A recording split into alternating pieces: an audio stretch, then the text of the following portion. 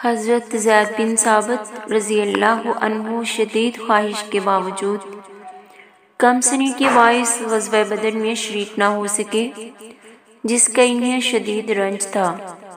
رسول رحمت صلی اللہ علیہ وسلم کی قربت حاصل کرنے کے لیے ایک روز اپنی والدہ کو ساتھ لے کر بارگاہ نبوت میں حاضر ہوئے۔ والدہ نے عرض کیا، یا رسول اللہ صلی اللہ علیہ وسلم، میرے بیٹے زید کو قرآن مجید کی 17 صورتیں یا زبانی یاد ہیں، اور یہ اسی طرح صحیح تلفظ میں پڑھتا ہے جس طرح آپ صلی اللہ علیہ وسلم کے قلب مبارک پہ نازل ہوا ہے۔ آپ چاہیں تو اس سے سن لیں۔ رسول رحمت صلی اللہ علیہ وسلم نے حضرت زید بن ثابت رضی اللہ عنہ سے قرآن مجید سنا تو بہت خوش ہوئے، اور جب آپ صلی اللہ علیہ وسلم کو یہ علم ہوا کہ زید عربی لکھنا بھی جانتا ہے تو فرمایا، زید میرے لیے یہود کی عبرانی زبان سیکھو، مجھے ان پر اعتماد نہیں۔ اور یوں نوجوان زید بن ثابت رضی اللہ عنہ کو قرآن مجید کی برکت سے رسول اکرم صلی اللہ علیہ وسلم کی قربت میسر آ گئی، اور بعد میں کاتب وحی کے اہم ترین منصب پر بھی فائز ہوئے۔ حضرت ابو بکر صدیق رضی اللہ عنہ بڑے رقیق القلب انسان تھے۔ قرآن مجید کی تلاوت فرماتے تو مسلسل آنسو بہتے رہتے۔ تلاوت میں اس قدر رقت ہوتی کہ مشرکین مکہ کے بچے، عورتیں اور مرد جمع ہو جاتے اور کھڑے ہو کر قرآن مجید سنتے رہتے۔ حضرت ابی بن کعب رضی اللہ عنہ کو تلاوت قرآن سے بڑا شغف تھا۔ صحیح تلفظ، خوبصورت آواز میں تلاوت فرماتے۔ اللہ تعالیٰ نے رسول اکرم صلی اللہ علیہ وسلم کو حکم دیا کہ ابی بن کعب کو قرآن مجید پڑھ کر سناؤ۔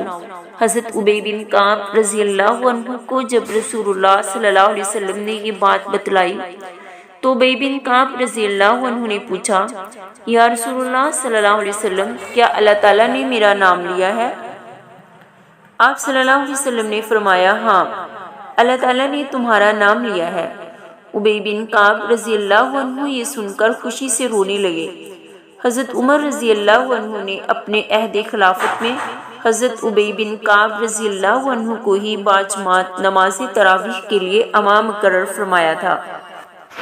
حضرت ابو حذیفہ رضی اللہ عنہ کے آزاد کردہ غلام حضرت سالم رضی اللہ عنہ اس قدر پرسوز آواز میں تلاوت فرماتے کہ پاس سے گزرنے والوں کے قدم تھم جاتے۔ ایک رات رسول اللہ صلی اللہ علیہ وسلم دیر تک کھڑے ہو کر ان کی تلاوت سنتے رہے اور اس قدر خوش ہوئے کہ اللہ تعالیٰ کی حمد و ثنا یوں بیان فرمائی، اس اللہ کا شکر ہے جس نے میری امت میں ایسی تلاوت کرنے والے لوگ پیدا فرمائے ہیں۔ رسول اکرم صلی اللہ علیہ وسلم قرآن مجید دوسروں کو سناتے بھی اور دوسروں سے سننا بھی پسند فرماتے۔